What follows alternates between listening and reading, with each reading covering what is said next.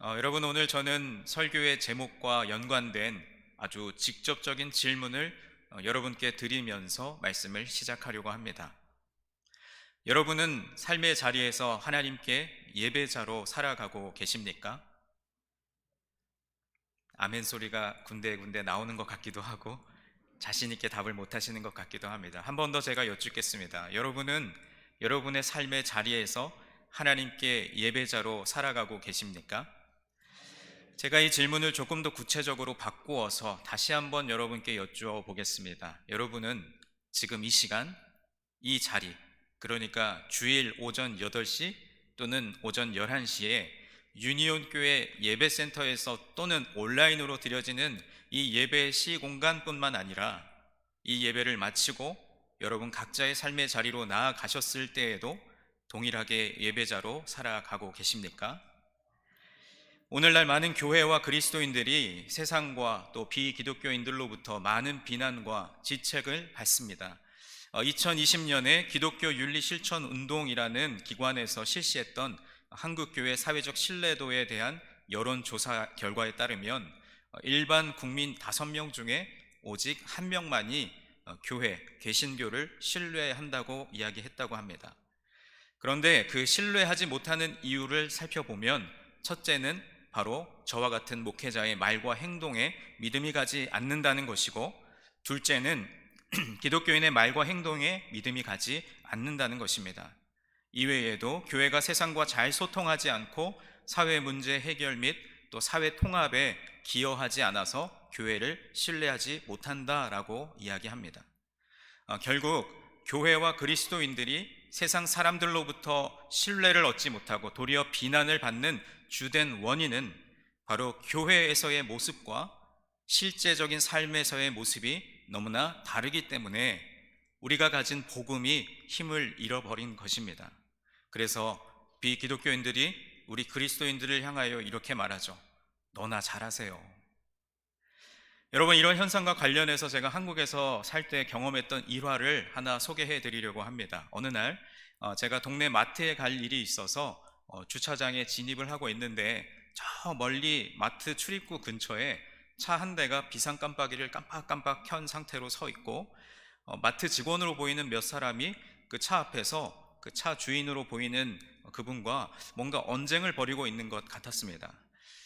제가 주차 공간을 찾다가 마침 그 빈 공간이 없어서 그 논쟁을 벌이고 있는 그 옆을 지나가게 되었는데, 어떤 상황인지 제가 정확하게 파악할 수는 없었지만 안절부절 못하며 차량 앞에 이렇게 주눅들어서 서 있는 그 젊은 직원과 마구 언성을 높이며 손가락질을 하면서 화를 내고 있는 차주 아주머님의 그 대치 상황을 보아하니 보나마나 뭔가 불편한 일이 발생한 것 같은데, 어찌 보면 그 차주 되시는 분께서 그 직원을 마구 나무라고 있는 그 상황이 소위 한동안 우리 사회에 큰 문제가 되었던 갑질처럼 보였습니다. 그런데 당시에는 우리가 요즘처럼 마스크를 끼고 다닐 때도 아니었기 때문에 그 차주 아주머니의 얼굴을 이렇게 보게 됐는데, 그 순간 저는 머리털이 쭈뼛쭈뼛 서는 것 같은 충격을 받았습니다. 그렇게 젊은 직원에게 마구 손가락질 해대며 쥐잡듯이 잡고 있던 차주분이요, 제가 섬기고 있던 교회 권사님이 아니겠습니까? 교회에서는 그렇게 온화하고 인자하신 분이셨는데 그 마트 주차장에서는 완전 180도 다른 모습으로 살아가고 계신 모습을 보니까, 과연 신앙이 무엇인가, 믿음이라는 게 무엇인가 하는 회의감이 들기까지 했습니다. 이렇게 삶의 자리에서 그리스도인으로 살아가지 못하는 모습은 비단 그 권사님의 문제만은 아닐 것입니다. 저 역시도 교회에서는 목회자로 존중을 받고 또 스스로 저의 언행을 정돈하지만 교회가 아닌 다른 삶의 자리에서는 그렇게 살지 못할 때가 많이 있습니다. 조금 우스운 예지만 제가 축구하는 것을 정말 좋아해서 일주일에 무슨 일이 있어도 한 번은 축구팀 모임에 가서 운동을 하고 있는데, 그 팀을 저에게 소개시켜주고 연결시켜준 분이 작년까지 우리 교회에서 함께 사역했던 신찬영 전도사님이었습니다. 그런데 이제 소개를 받아서 운동을 하러 갔으니까 첫날부터 팀원들에게 저를 소개해야 되지 않겠습니까? 그래서 보통은 이름, 나이, 사는 지역 이렇게 얘기하고 운동을 같이 하는데, 신전사님이 저를 같은 교회에서 사역하시는 목사님이세요? 라고 소개를 하는 바람에 저는 저의 이름과 나이, 사는 지역을 소개하기도 전에 운동장에서도 목사라는 호칭으로 불리게 됐습니다.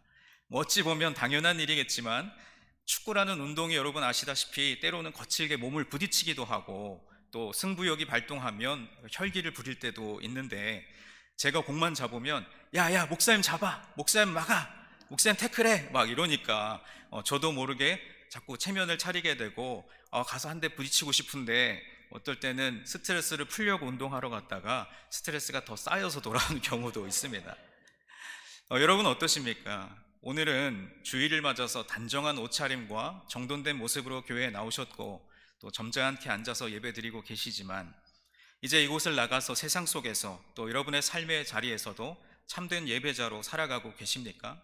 아니면 마치 가면 무도회처럼 교회와 예배의 자리에서는 그리스도인 또는 집사님, 권사님, 장로님, 목사라는 가면을 쓰고 본색은 감추어 두고 있다가 예배당 문을 열고 세상으로 나아갈 때는 그 쓰고 있던 가면을 벗어버리고 본성대로 살아가고 계십니까? 교회와 그리스도인들이 잃어버린 그 신뢰를 회복하고 우리 안에 허락하신 복음이 힘있게 전파되려면 이 예배당에서의 예배뿐만이 아니라 삶으로 드리는 예배가 온전해야 될 줄로 믿습니다. 오늘 저는 우리가 지금 이곳에서 드리고 있는 이 예배뿐만 아니라 우리 각자의 삶의 자리로 나아갔을 때 그곳에서도 예배자로 그리스도인으로 살아가고 있는지 우리 자신의 신앙의 모습을 점검해 보았으면 좋겠습니다. 과연 하나님께서는 어떤 예배를 받기 원하시는지, 또 우리의 일상의 삶의 예배는 어떠해야 하는지 오늘 말씀에 기록된 이 한 가지 사건을 통해서 함께 깨닫는 시간이 되기를 간절히 소원합니다. 오늘 본문은 우리가 잘 아는 가인과 아벨의 제사에 관한 것입니다. 가인은 오늘 말씀에 기록된 대로 농부였기 때문에 땅에서 난 곡식을 하나님께 드렸고, 아벨은 양을 치는 목동이었기 때문에 그 양떼 가운데서 첫 새끼와 그 기름을 드렸습니다. 그런데 두 사람이 같이 제사를 드렸는데 아벨의 제사는 받으시고 가인의 제사는 받지 않으셨습니다. 신학적으로 전통적인 해석을 따르면 하나님께서 가인의 제물을 받지 않으신 이유는 가인과 아벨이 드린 제물의 종류를 볼 때 아벨의 제물에는 피가 있었고 가인의 제물에는 피가 없었기 때문이라고 많이들 이야기합니다. 레위기 17장 11절 말씀에 보면 육체의 생명은 피에 있음이라 내가 이 피를 너희에게 주어 제단에 뿌려 너희의 생명을 위하여 속죄하게 하였나니 생명이 피에 있으므로 피가 죄를 속하느니라 라고 말씀합니다. 그러니까 곧 피에는 생명이 있으며 피가 죄를 속하기 때문에 하나님은 피 흘림이 없는 가인의 제물보다는 피의 제물인 아벨의 제물을 받으셨다는 설명입니다. 물론 제사의 의미 안에는 반드시 그리스도라고 하는 의미가 들어가 있습니다. 그래서 레위기 제사의 대부분은 짐승을 죽인 피로서 드렸습니다. 그러나 레위기 2장 1절 이하의 기록에 보면 곡식을 드리는 소제 그리고 희생제물을 드리는 번제와 더불어 이스라엘의 제사에 있어서 동일하게 이 모두가 중요한 것으로 간주되었습니다. 그러니까 여러분, 결국 하나님께서 보시기에 곡식 제물이냐 희생 제물이냐 사이에 질적인 차이는 없다는 말이 됩니다. 두 사람이 각각 드린 이 서로 다른 제물의 종류가 하나님께서 이 제물을 받으시고 받지 않으시고의 여부와는 관계가 없다는 것이죠. 그렇다면 오늘의 이 문제를 우리가 생각해 보기 위해서 요한일서 3장 12절 말씀을 보아야 하겠습니다. 가인같이 하지 말라. 그는 악한 자에게 속하여 그 아우를 죽였으니 어떤 이유로 죽였느냐? 자기의 행위는 악하고 그의 아우의 행위는 의로움이라 라고 말씀합니다. 그런데 여러분, 여기에서 속하여 그리고 악하고 그리고 의로움이라 라는 이 성경의 표현은 원어적인 의미를 살펴보면 미완료 시제를 가지고 있습니다. 그러니까 영어로 말하면 현재 완료와 같은 그런 개념의 시제인데, 다시 말해서 가인은 이미 오래전부터 악한 자에 속해서 계속 악하게 삶을 살아왔다는 것이고, 아벨은 이미 그전부터 계속해서 하나님 앞에 의로운 삶을 살아왔다는 것입니다. 그런데 오늘 본문 4절과 5절 말씀을 보시면 아벨은 자기도 양의 첫 새끼와 그 기름으로 드렸더니 여호와께서 아벨과 그의 제물은 받으셨으나 가인과 그의 제물은 받지 아니하신지라. 가인이 몹시 분하여 안색이 변하니라고 기록되어 있습니다. 즉 아벨은 그 사람 그 자체를 받으시고 가인은 그 사람 그 자체를 받지 않으셨다는 말씀입니다. 다시 말해서 아벨은 그의 삶이 의로웠기 때문에 그가 드린 제사가 연락된 것이고, 반대로 가인의 삶은 악했기 때문에 그 제사가 연락되지 않았다는 것입니다. 후에 이스라엘 백성들이 많은 악행을 저지르는 가운데 드렸던 제사를 하나님이 받지 않으시고 미워하셨던 것을 볼 때 하나님께서는 제사 드리는 자의 그 삶을 대단히 중요하게 여기신다는 것을 알 수 있습니다. 또한 아벨의 제물에 대해서는 양의 첫 새끼라고 기록함으로써 그 제물에 아벨의 깊은 정성이 담겨 있음을 강조하는 반면, 가인의 제물에 대해서는 단순히 땅의 소산이라고 간단히 기록함으로써 가인의 제물에는 특별한 의미를 두지 않았음을 보여주고 있습니다. 여러분, 결국 오늘 본문의 이 사건은 하나님께서 특별히 고기를 더 좋아하시기 때문에 일어난 일이 아니었습니다. 4절과 5절 말씀을 보면 아벨과 그 제물 이렇게 기록되어 있고, 그 다음 5절에 가인과 그 제물이라고 기록되어 있습니다. 여러분, 이 순서에 한번 주목해 보시면 제물보다 사람이 먼저 언급된 것을 알 수 있습니다. 그러니까 하나님께서는 아벨을 먼저 보셨고 그의 의로운 삶을 먼저 보셨습니다. 그가 제물을 받기에 합당한 삶을 살았던 자였기 때문에 그 아벨이 드린 제물을 받으신 것입니다. 그리고 가인을 보았더니 가인과 그 가인의 삶이 그렇지 못했기 때문에 어떤 제물도 받지 않으신 것입니다. 그러므로 하나님께서 우선적으로 보시는 것은 바로 나 자신 또는 우리가 살아가는 삶의 모습이지, 우리가 오늘 어떤 제물을 얼마만큼 드렸느냐 하는 것이 아니라는 것입니다. 제물을 드리는 자의 그 마음을 함께 받으신다는 것이죠. 아벨의 제사는 하나님을 깊이 경외하는 하나님 중심의 제사였기 때문에 하나님께서 그 제사를 받으신 반면, 가인의 제사는 자기를 생각하는 인간 중심의 제사였기 때문에 하나님께 외면당한 것이라고 볼 수 있습니다. 하나님은 제물보다 그것을 드리는 우리의 마음을 바라보십니다. 그런데 가인은 하나님께서 아벨의 제사만 연락하시고 자신의 제사는 연락하지 않으시자 심히 분해하면서 안색이 변했습니다.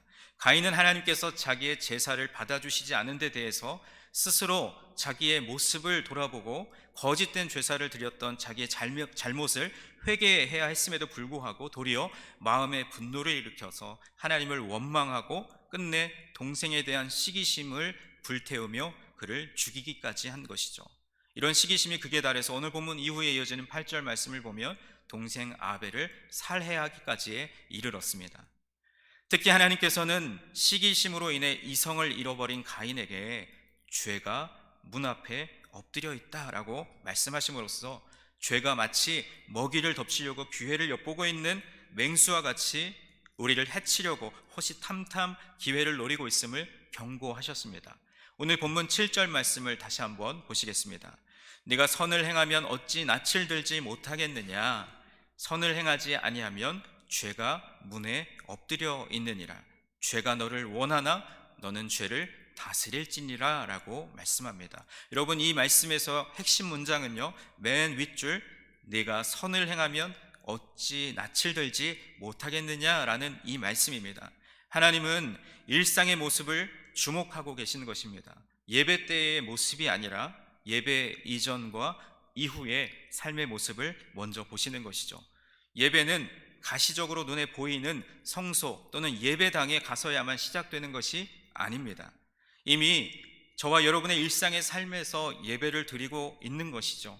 실제로 인간은 죄의 무방비 상태로 아주 적나라하게 노출되어 있습니다. 죄는 우리의 마음 문 앞에 앉아 있다가 우리가 악한 생각을 조금만 가져도 즉시 우리를 충동질해서 범죄하게 함으로써 죄의 종이 되도록 합니다. 그러므로 저와 여러분은 문 앞에 있는 맹수를 경계하듯이 항상 죄의 유혹과 그 욕망을 억제해야 할 줄로 믿습니다. 주님께서 사랑하시는 여러분, 삶으로 드리는 예배는 제물을 드리는 예배보다 먼저 앞섭니다. 가인의 일상의 삶이 하나님께 합당한 삶 또는 예배가 아니었기 때문에 하나님은 가인의 어떠한 제물을 가져와도 받으실 수 없었던 것입니다. 하나님은 제물보다 사람 그 자체 그리고 그의 삶을 중요하게 여기시는 분입니다. 사실 여러분, 엄밀히 말하면 하나님은 제물 그 자체가 필요하신 분이 결코 아닙니다. 시편 50편 13절 말씀을 보면 내가 수소의 고기를 먹으며 염소의 피를 마시겠느냐라고 말씀하시죠. 여러분, 한번 생각해 보시기 바랍니다. 만물의 창조주이신 하나님께서 무엇이 부족해서 정성도 없이 형식적으로 드리는 그 사람의 제사를, 그 예물을 받으시겠습니까? 그것은 오히려 하나님께 가증한 것으로 여겨질 뿐입니다. 하나님은 이방의 신들과 같이 인간이 바치는 제물의 많고 적음을 따라 기뻐하거나 화를 내는 그런 거짓된 신이 아니라 사무엘상 16장 7절에 기록된 대로 사람의 그 마음의 중심을 바라보시는 분이신 줄 믿습니다. 그러므로 우리는 하나님께 예배드리거나 예물을 드릴 때 어렵게 마지못해 하거나 형식적으로 억지로 해서는 안 됩니다. 그러한 예배는 도리어 하나님을 괴롭게 하는 예배가 될 것입니다. 하나님께서 진정으로 받으시기 원하시는 예배는 재물의 많고 적음이 아니라 우리의 마음과 정성을 다해 드리는 예배인 줄 믿습니다. 그래서 히브리서 11장 4절은 이렇게 말씀합니다. 믿음으로 아벨은 가인보다 더 나은 제사를 하나님께 드림으로 의로운 자라 하시는 증거를 얻었으니 하나님이 그 예물에 대하여 증언하심이라 그가 죽었으나 그 믿음으로써 지금도 말하느니라 라고 말씀합니다. 그러므로 우리는 무엇보다도 우리 마음의 중심을 하나님께 드리기 위해 힘써야 하는 것입니다. 우리가 온 마음을 다해서 하나님을 예배하고 섬길 때 하나님은 우리의 예배를 받으십니다. 하나님께서 주목하시는 것은 여러분이 이 자리에 나오시기 전까지 여러분의 일상의 삶입니다. 일상적인 삶이 선한 모습이었다면 하나님은 여러분과 여러분의 예배를 받으십니다. 재물보다 사람이 그리고 그 삶이 먼저입니다. 하나님과의 관계는 어떤 재물을 뇌물 드리듯이 드려서 맺어지는 것이 아닙니다. 사람이 사람다울 때, 그리스도인이 그리스도인답게 살아갈 때 하나님과의 관계가 열리게 되는 줄로 믿습니다. 여러분, 오늘 우리가 드리는 예배의 모습은 어떠합니까? 주일마다 예배에 참석하시지만 예배 드리는 우리의 삶과 우리의 마음의 상태는 여전히 주님과 상관없는 삶을 살아가고 있지는 않으십니까? 우리가 아무리 지금 드리는 이 공예배에 정성을 드린다 하더라도 우리의 삶이 예배자로서 살아가고 있지 않다면 우리가 드리는 모든 예배는 주님과 아무런 상관이 없을 것입니다. 여러분은 세상에서 살아가는 6일 동안 예배자로서 합당하게 살아가고 계십니까? 여러분의 몸을 거룩한 산 제물로, 산 제사로 드리고 계십니까? 우리의 몸이, 우리의 삶이 제물이 되어 날마다 주님께 드려져야 할 줄로 믿습니다. 제물은 죽는 것입니다. 번제단 위에서 우리의 정과 우리의 욕심을 불태우는 것입니다. 여러분, 우리 인간은 하나님의 형상을 따라 창조되었기 때문에 사람의 본성 그 자체, 그 존재 자체는 바로 예배자입니다. 하나님께서 우리를 창조하신 목적이 우리로 하여금 하나님을 예배하도록 하기 위해서 창조하셨기 때문이죠. 그러니까 그 사람을 만드신 창조주 하나님, 그분을 예배할 때 우리는 가장 행복하고 우리의 본성이 충만해지는 것입니다. 세상의 다른 어떤 즐거움과 향락과 세상 사람들이 좋다고 여기는 것들이 우리의 즐거움과 기쁨이 되는 것이 아니라 우리가 예배할 때 그것이 우리에게 가장 큰 기쁨이 되어야 할 줄로 믿습니다. 예배에 대한 말씀 중에 로마서 12장 1절 2절 말씀이 매우 중요합니다. 우리 로마서 12장 1절 2절 말씀을 다 함께 봉독하시겠습니다. 그러므로 형제들아, 내가 하나님의 모든 자비하심으로 너희를 권하노니 너희 몸을 하나님이 기뻐하시는 거룩한 산 제물로 드리라. 이는 너희가 드릴 영적 예배니라. 너희는 이 세대를 본받지 말고 오직 마음을 새롭게 함으로 변화를 받아 하나님의 선하시고 기뻐하시고 온전하신 뜻이 무엇인지 분별하도록 하라. 아멘. 여러분, 이 말씀에서 사도 바울은 우리의 영혼, 정신, 육체, 곧 나의 삶 전체가 하나님께 제물이 되게 하라고 말씀합니다. 이것이 바로 우리가 드릴 영적 예배라는 말씀입니다. 이 로마서 12장 1절 2절 말씀과 짝을 이루는 말씀이 우리가 너무나 잘 아는 요한복음 4장 24절 말씀이죠. 우리 한 번 더 말씀을 봉독하겠습니다. 하나님은 영이시니 예배하는 자가 영과 진리로 예배할지니라. 아멘. 여러분, 이 말씀은 바로 이곳에서 모여드리는 이 예배를 의미하고, 앞선 로마서 12장 1절에 너희의 온 몸과 삶 전체를 하나님께 산 제물로 드리라고 말씀한 것은 우리의 영적인 예배를 의미합니다. 그러니까 예배당에서 모여드리는 이 예배가 끝나고 나서 그 다음에 내 일상과 인격, 나의 일터와 가정에서 또 우리 모든 삶의 현장에서 드리는 예배, 곧 지금 우리는 모여서 드리는 예배를 하고 있다면, 이제 모였다가 각자의 삶의 자리로 흩어지는 예배, 일상에 흩어지는 예배가 되는 것입니다. 결국 삶으로 드리는 예배는 우리의 일상의 삶 자체가 바로 예배가 되는 것입니다. 그렇게 되려면 우리에게 필수적인 조건이 하나 있는데, 그것은 바로 로마서 12장 2절에 기록된 것처럼 하나님의 뜻이 무엇인지를 알아야 한다는 것입니다. 너희는 이 세대를 본받지 말고 오직 마음을 새롭게 함으로 변화를 받아 하나님의 선하시고 기뻐하시고 온전하신 뜻이 무엇인지 분별하도록 하라 라고 말씀하죠. 하나님의 뜻을 분별하라는 것은 하나님의 뜻이 무엇인지를 분명하게 알아야 한다는 것입니다.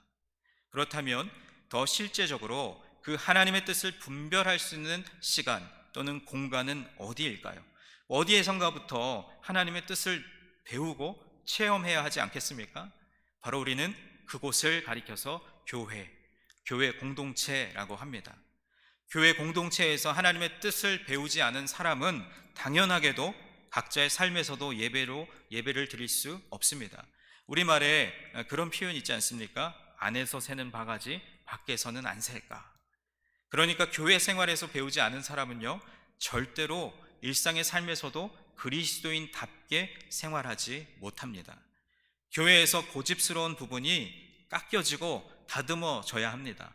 그리스도인이라면 누구나 예외 없이 이 교회 공동체 안에서 훈련되어야 합니다. 그렇지 않으면 절대로 일상의 삶의 현장에서 예배드릴 수 없습니다. 여러분, 우리 유니온교회 공동체를 통해서 여러분의 예배를 훈련하시기 바랍니다. 그리고 하나님의 말씀을 읽고 듣고 묵상하시고 또는 암송도 하시면서 그 하나님의 말씀에 기록된 하나님의 뜻이, 하나님이 기뻐하시고 또 온전하게 여기시는 그 뜻이 무엇인지를 분별하는 그 방법, 그것을 배우고 훈련하는 저와 여러분이 되어야 할 줄로 믿습니다. 그리고 우리의 가정과 일터, 모든 삶의 현장에서도 예배자로 살아가는 저와 여러분이 되기를 간절히 소망합니다. 외국의 어떤 교회에서 정말 참된 예배, 아주 살아있는 예배를 드린다는 곳이 있어서 어떤 목사님께서 그 교회를 찾아갔다고 합니다. 그런데 예배가 끝날 때까지도 아니 도대체 이 교회가 드리는 예배가 다른 교회와 무엇이 다른가 계속 궁금증을 품었다는 것이죠. 찬양도 그냥 그런 대로 평범했고 말씀이 그렇다고 해서 특별히 좋은 것도 아니었습니다. 그래서 아니 왜 사람들이 이 교회를 참된 교회라고 생각하지? 라고 이상하게 여겼던 목사님은 예배를 다 마치고 이제 그 출입구를 통해 교회를 나가는 순간 그 이유를 알 수 있었습니다. 바로 예배실을 나가는 그 문 위에 이런 현수막이 걸려 있었는데 이렇게 기록되어 있었다고 합니다. 우리의 예배는 이 예배당을 나가면서부터 시작됩니다. 여러분 공감하십니까? 우리의 예배는요, 오늘 이 공간 안에 머무는 것이 아니라 이 예배실 문을 열고 나가면서부터 우리의 예배가 시작되는 줄로 믿습니다. 여러분 말씀 들은 대로, 여러분 기도하신 대로, 그리고 하나님께서 말씀하신 대로 살아가는 그러한 삶의 모습들이 저와 여러분에게 있어야 할 줄로 믿습니다. 칼럼니스트 에드가 프랭크라는 분이 신앙 잡지 크리스천 센츄리라고 하는 책에 이러한 글을 올렸다고 합니다. 제가 잠시 소개해 드리려고 합니다. 제가 아는 어떤 사람은 일하는 공장의 작업대를 제단으로 생각했고, 마트에서 일하는 어떤 사람은 그 계산대를 예배 처소로 생각했습니다. 어떤 사람은 업무를 보는 책상을, 또 어떤 주부는 거실과 주방을 예배드리는 처소로 생각했습니다. 이런 사람들이 점점 많아져서 평범한 우리의 삶의 환경이 우리의 성전이 될 때 하나님의 사랑이 온 세상에 퍼져나갈 것입니다. 여러분, 이번 한 주간 뿐만 아니라 오늘 이 시간, 이 예배를 마치고 예배실 문을 열고 나가는 그 순간부터 저와 여러분의 예배는 시작되는 줄로 믿습니다. 여러분의 삶의 자리, 그곳이 어디든지 간에 여러분이 만나는 모든 사람에게 참된 예배자로 살아가서 하나님께서 가인과 아벨의 제사 가운데 아벨의 제사를 받으셨던 것은 아벨과 그 제물, 그러니까 제물이 중요한 것이 아니라 아벨, 그 사람 그 자체, 그가 살아가는 그 삶이 더 중요했다는 것을 오늘의 말씀 속에서 배우게 됩니다. 여러분의 삶과 그리고 여러분 그 자체가 하나님 앞에 먼저 예배자로 또 의로운 모습으로 살아갈 때 하나님께서 여러분의 예배를 받으시는 줄 믿습니다. 그저 우리가 이곳에 모여서 찬양을 부르고 기도하고 말씀을 듣는다고 해서 예배가 저절로 드려지는 것이 아니라, 이 예배가 하나님 앞에 연락되냐 안 되느냐는 이곳에서 우리의 모습 또는 우리의 드리는 예물의 크고 적음이 아니라 여러분의 일상의 삶에서 내가 얼마나 예배자답게 그리스도인답게 살아가느냐에 달려있음을 기억하시기 바랍니다. 우리가 쉬지 않고 기도해야 할 이유는 내가 하는 말과 모든 행동 그리고 우리의 삶의 목적들이 다 하나님을 향해서 있고 그 사랑과 말씀을 담고 있기 때문입니다. 여러분이 아침에 일어나서 눈을 뜨는 그 순간부터 하나님께 드리는 예배가 시작됐다고 생각하시기 바랍니다. 이제 오늘 밤을 지내시고 내일 아침, 월요일의 아침을 맞이하실 때 눈을 뜨면서부터 주님, 저희 예배를 시작하길 원합니다. 저희 예배를 받아주십시오. 그렇게 우리의 마음과 생각을 주님께로 향하고 우리의 말과 우리의 행동이 제가 서두에 소개해드렸던 어떤 권사님 또는 저의 연약함 또 여러분의 그런 부족한 모습으로가 아니라 우리가 예배하는 이곳에서의 우리의 모습과 우리의 마음이 우리의 일상의 삶에서의 모습과 또 그 마음으로 변질되지 않고 지속적으로 이어지는 그러한 은혜가 있기를 간절히 소원합니다. 여러분, 우리의 삶이 곧 예배인 줄 믿습니다. 이번 한 주간 저와 여러분의 삶으로 예배할 때 그 예배에서 모두가 승리하시기를 주님의 이름으로 간절히 축원드립니다.